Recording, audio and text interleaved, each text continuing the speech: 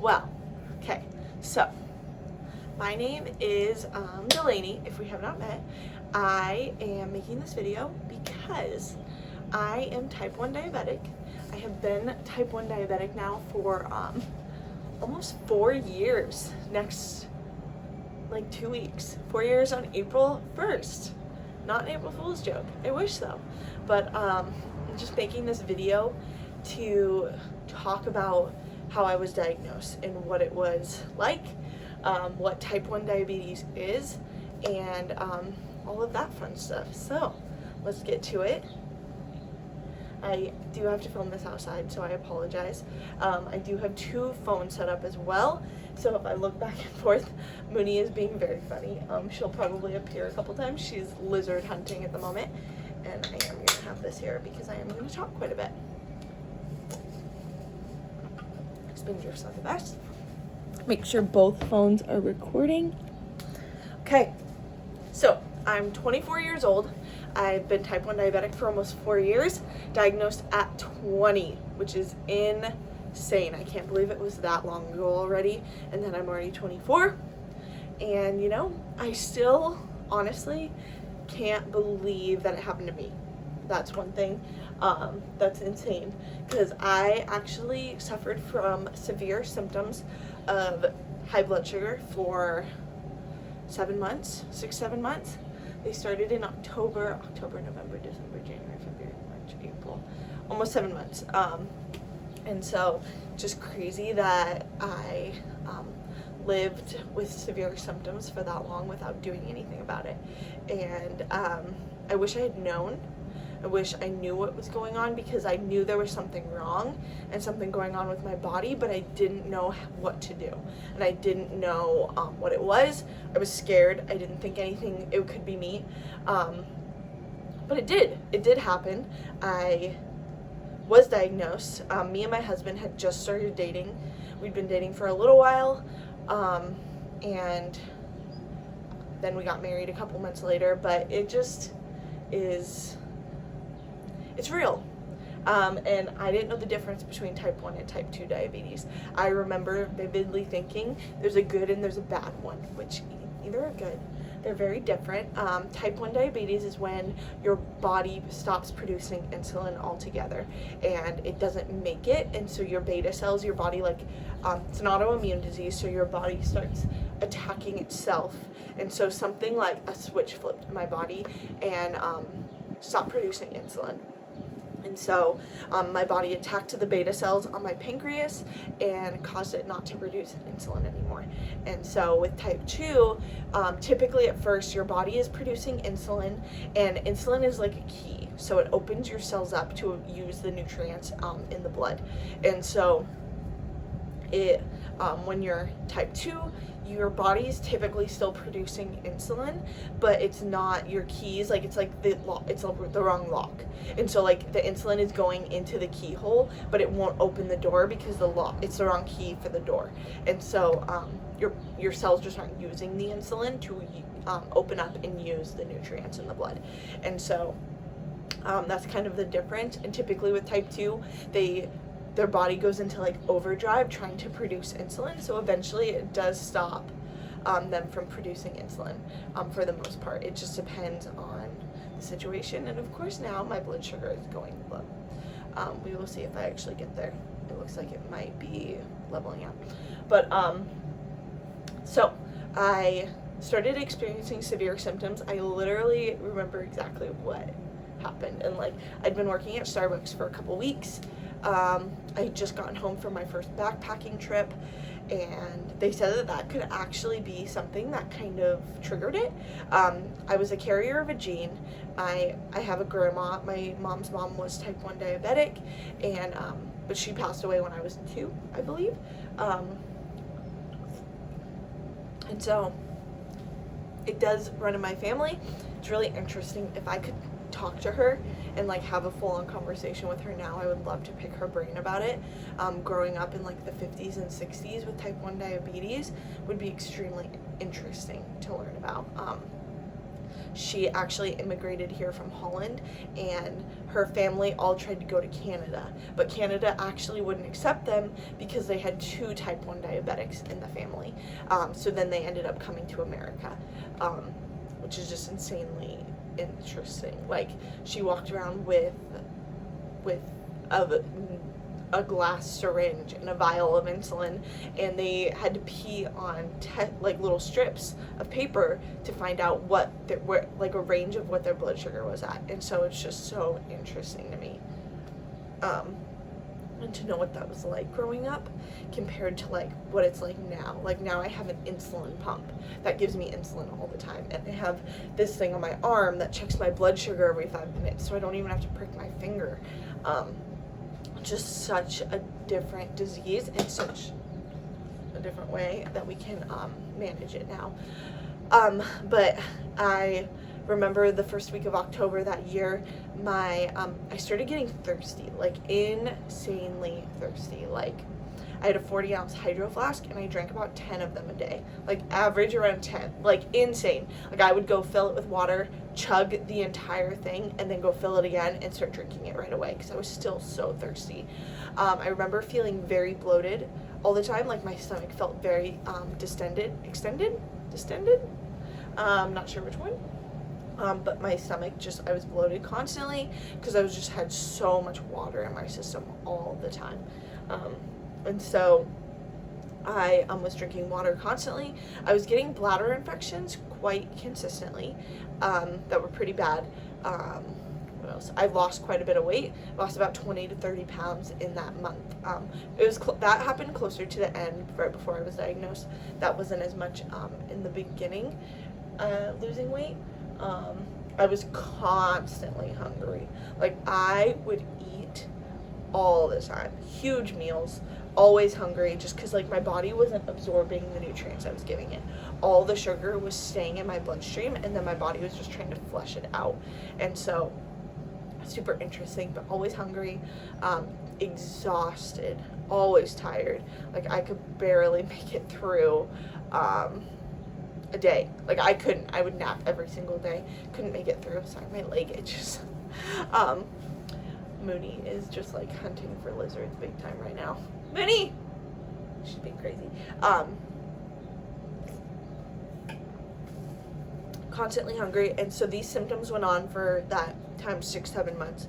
And then I spent a day, at the time I wasn't living with my mom, so I spent a day with her, and just made a joke about how I was peeing all the time, like literally like every 30 minutes. And I had days where I had to pee so bad, and like I was out and about, and like I remember going into 3 different stores because I knew I wouldn't make it home, and none of them had a bathroom or one for the customers or the public, and I legit peed my pants. Like, I was in the car, like I just need to find a bathroom, and I couldn't. Like, I stopped multiple places. I was 10 minutes from home, and I knew I wouldn't make it, and so I peed myself, and I literally held it, and I can hold it. Like, I have gone on lots of road trips, held it for an hour or 2, but this was like, if I was gonna pee myself. Like, I held it as well as I could, and I couldn't do anything. I actually peed, like, had a couple times in the middle of the night. I had dreams that I was going to the bathroom on the toilet, which I know this actually happens to people, but like, I had already woken up like 4 times to pee throughout the night, and I peed myself and wet the bed as a 20-year-old.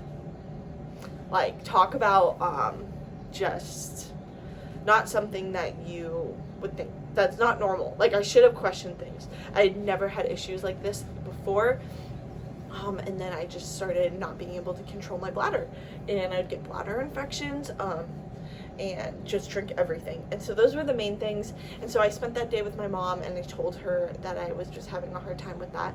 And like, that's not something I told people. Like, nobody knew I was struggling with that. Like, my husband, who was my boyfriend at the time, obviously knew I was peeing a lot, but like, he didn't know that was happening. I wasn't telling him that I wet the bed. Like, that wasn't things that he knew was going on, or anyone did, because you don't want to tell people that. So I told my mom. She said, "Oh, let's check your blood sugar." a week went by, and Daniel, my husband, and I went over to her house for dinner, or after dinner. We picked up carne asada fries and Coke. That was our dinner. Sorry, my leg is just itching right now. Hopefully I'm not being bit by something sitting out here. So we picked up dinner, went to her house, ate, and her boyfriend, my mom's boyfriend, was there too for dinner, and he is type 2 diabetic. And my mom was, had gestational diabetes with my sister and I, and so she actually always just kept meters in the house with test strips just to check her blood sugar and to be aware of it, because once you have gestational diabetes, you're also more likely to develop type 2.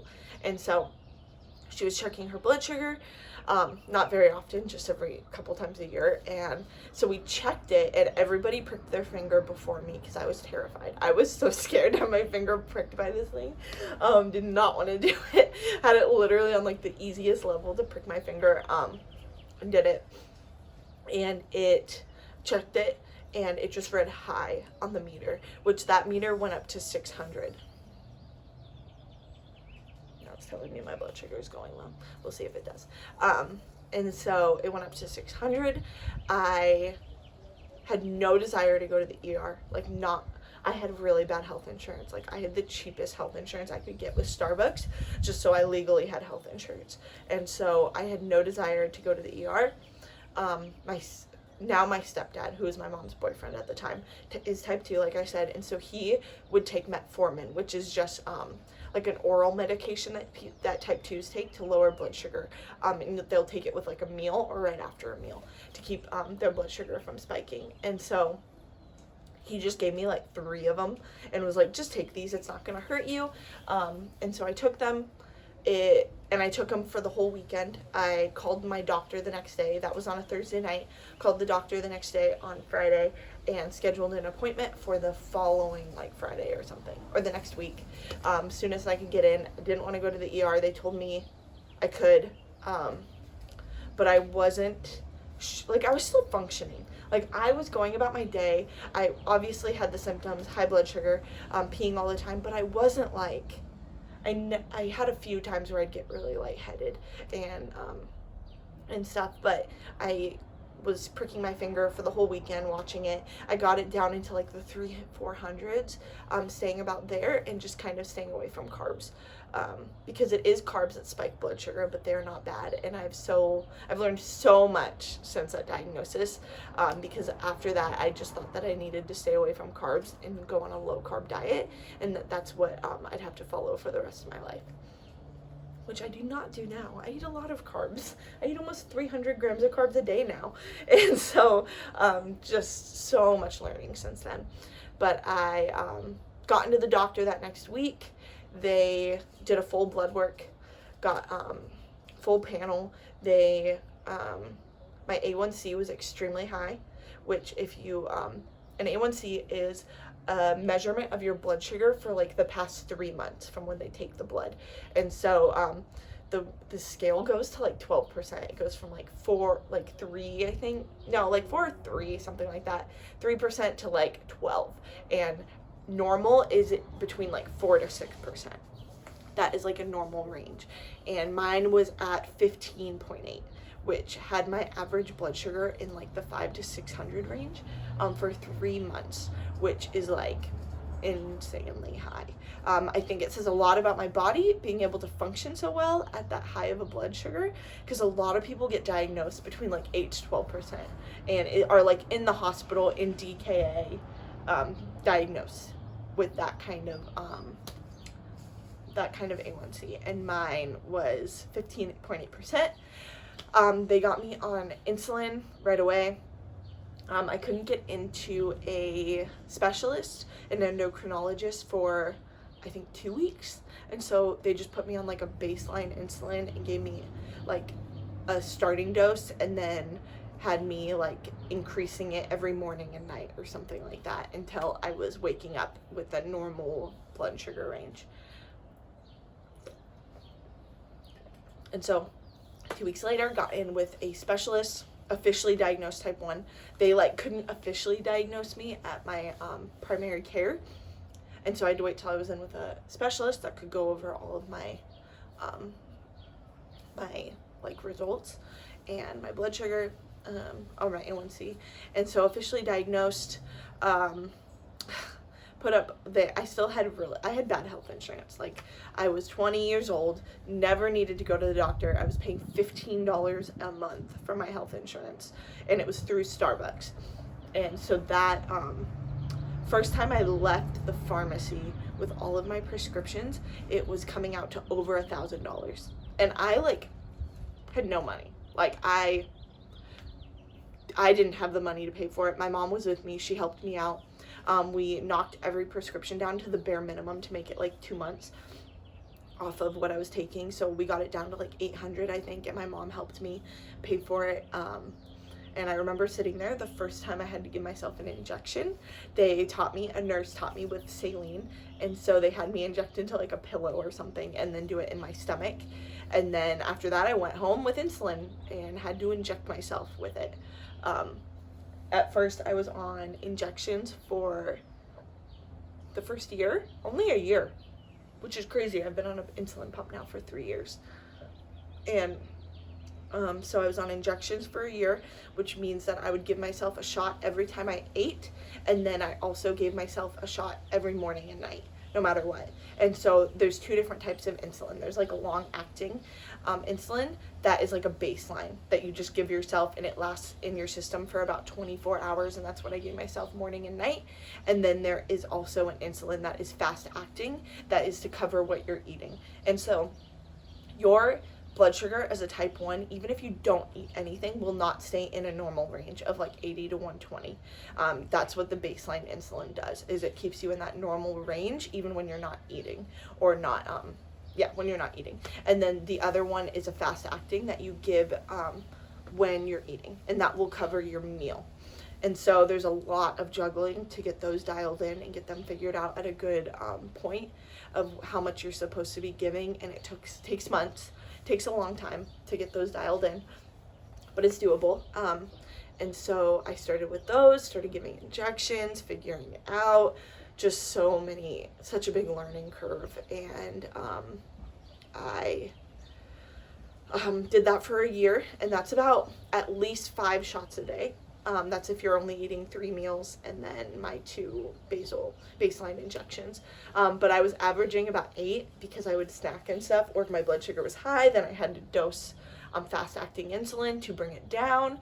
And so I was averaging about 8 times a day, and then I was pricking my finger.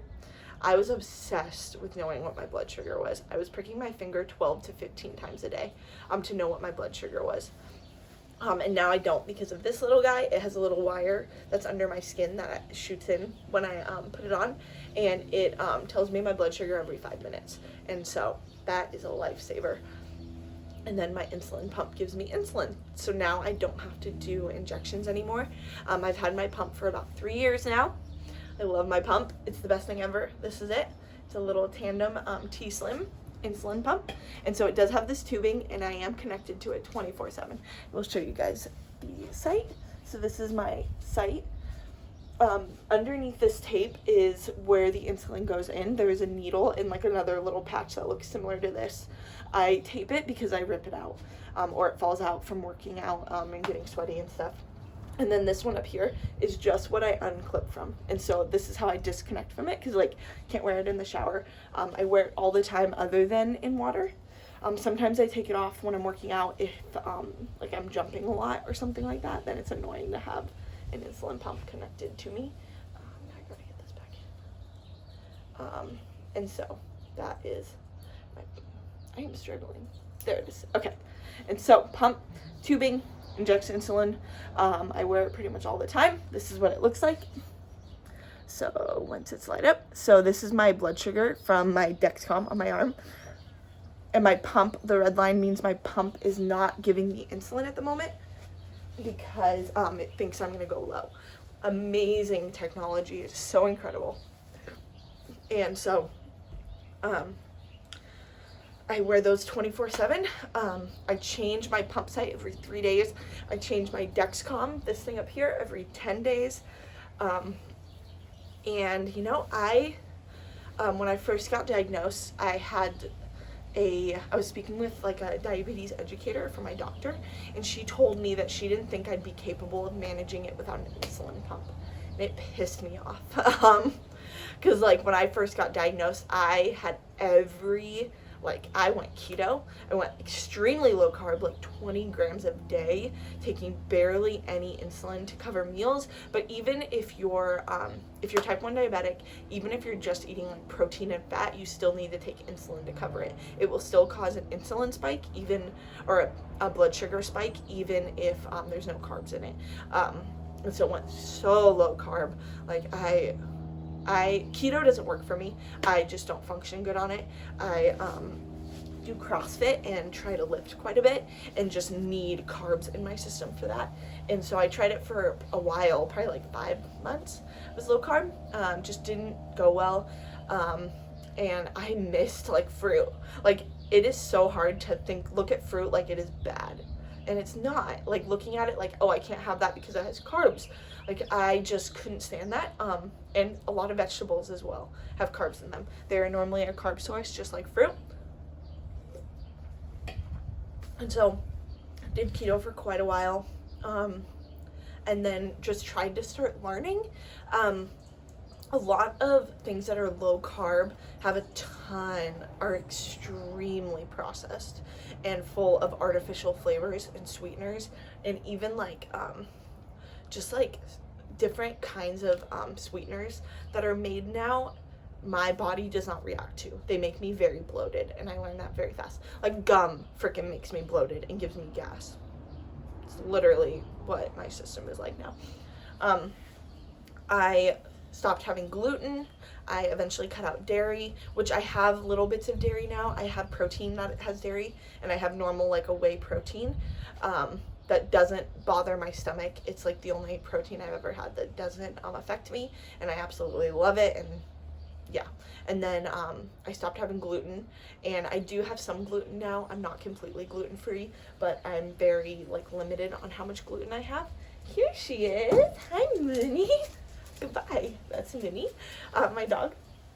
And so but I just started experimenting, figuring out how my body functions the best and what I can do with food to take care of it.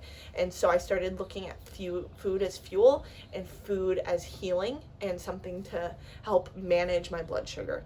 And so I just kept trying to figure it out, trying to discover what I could eat, and it was just such a journey. Something that was a big turning point for me was I did a Whole30, and I did it just to like cleanse my system, I guess, from like processed foods. If you don't know what Whole30 is, it's like just eating meat and vegetables and fruit, pretty much. That's it. No, and nuts, like you could have nuts, but you couldn't have legumes. You can't have grains, dairy, gluten, nothing processed. Literally one ingredient items. So like fruits and vegetables. You could use like avocado oil, but not like canola oil. It's pretty much getting rid of everything that can cause inflammation in the body for 30 days. And it is nuts. Like I did it 2.5 years ago, and my insulin resistance and blood sugar leveled out so much. I was having a problem with going low a lot because my insulin levels were just too high for that kind of diet. Again, I was eating a lot of carbs. I was eating fruit constantly, so much fruit and vegetables, but my blood sugar, like, your body reacts and processes whole foods so much different than it does processed foods. Like, processed foods jack our system. If you're ever interested, I recommend doing it just to see how your body reacts to getting rid of processed foods. Like, you don't have soda, nothing sweetener. You don't have honey, which like is a little extreme, but it's part of just doing Whole30, is getting rid of all of that stuff.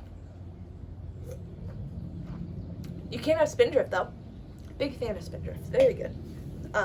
Did that. And then I became sensitive to a lot of things after that. That's the only thing I didn't like, was like I didn't really have much of a sensitivity to dairy, and then the Whole30 made me sensitive to dairy. And so, which shows that it was probably, constantly, my body was constantly in a state of inflammation, and dairy was doing that, and then cutting it out and bringing it back in showed that it was, but I was kind of bummed because I didn't want a dairy like sensitivity. And so I did Whole30, was amazed by the way my body processed insulin, or functioned off of whole foods only. So I just really recommend, in general, whenever I recommend like ways of eating to anybody, it's different for everyone, but the simpler the better. Like, our bodies work so good off of just simple foods. Like, you'll see so many of my meals that are chicken, rice, beans, and vegetables. Super simple, but delicious, and you learn how to make the food in a way that you enjoy it. And so it's the biggest thing. Make it enjoyable for yourself. But now, 4 years later, type 1 diabetic, I've gotten my A1C down to 6.1. Really good A1C, like very good. That's a normal blood sugar range for people. That's normal. And so I've gotten it down way. I'm really proud of that. I work really hard to. But type 1 like just changed my life. I didn't care about how I took care of myself. I would go to the gym sometimes, but I wasn't working out really, not consistently, not eating healthy, not taking care of my body. And now I just like, type 1 can take so much from you. Like, it can take years off of your life. It can take your vision. It can take your health. It can take your ability to watch your kids grow up. Like, there are so many things that type 1 can take from you, but it doesn't have to. Like, it is so doable. You can live with it. You can, like, it's never going to be convenient. It sucks. I hate it. But like, there's nothing I can do about it, and it has honestly changed my life in a way I never would have expected. I now work as like a health and fitness professional. Never would have gone that direction. Never. Like, was never a goal of mine. But I absolutely love it. I love CrossFit. I'm getting my personal trainer certification. I'm testing next week. And I'm going to then get health coaching certification. But I've already been working with people. I have my CrossFit level 1 certification to coach CrossFit, which I'm not coaching right now. I'm just going to a CrossFit gym and working on myself at the moment. But I'm doing personal training, and it's just like, it's been an incredible experience. I can't even say like I hate it. I do, but like, what diabetes has given me has brought so much life to my life. Like, there's just so much that I didn't do before and I didn't care about that now I care about, and it has changed everything. And I just couldn't imagine what my life would be like now without it, which, you know, I hate that it took getting that kind of diagnosis to take care of myself. And like, you never have to go to the extreme I've gone to, like making it your career and like my life like I have, but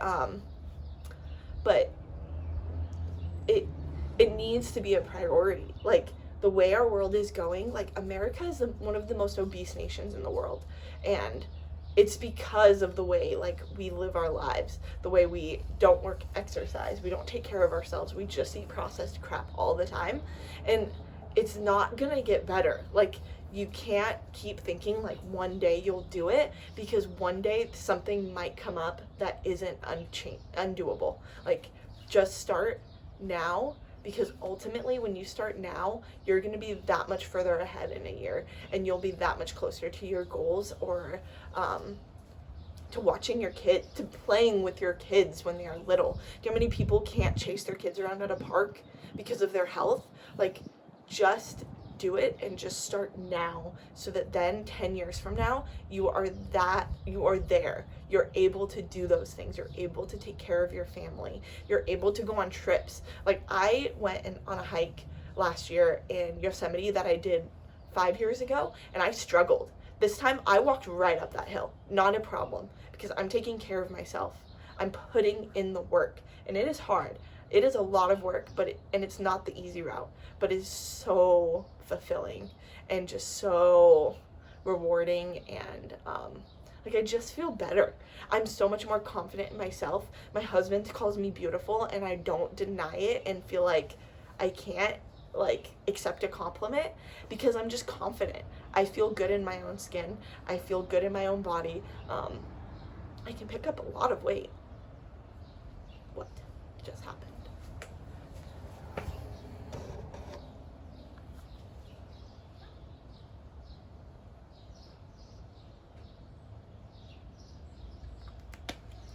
Well, my other phone just stopped recording. Hopefully this one is still. But it's doable. It's not the worst diagnosis you could have had. I remember being terrified I had cancer or something, and I don't. I have a disease that I get to take control of. It is up to me and only me to control this disease, and I don't want you to get a diagnosis of something that you, one, can't control, or two, could have prevented. Like, that is not something any of us ever want to hear, and it does happen. Like, I remember believing it would never happen to me. It happens. It is real.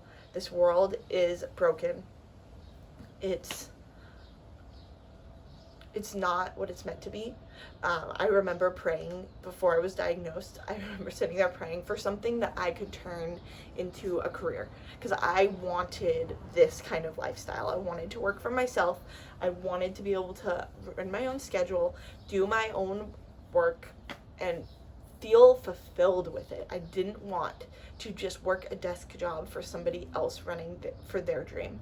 I wanted to live mine, and it's sad that this diagnosis is what gave it to me, but it did. And I mean, when I was praying for that, God knew exactly what he was going to bring into my life, and I think he just prepared my heart for a diagnosis that otherwise I would have handled very badly. And I literally just remember getting it and being like, okay, let's do it. Let's crush this. I'm going to take care of myself, and I'm going to live a long and a very good life with this disease.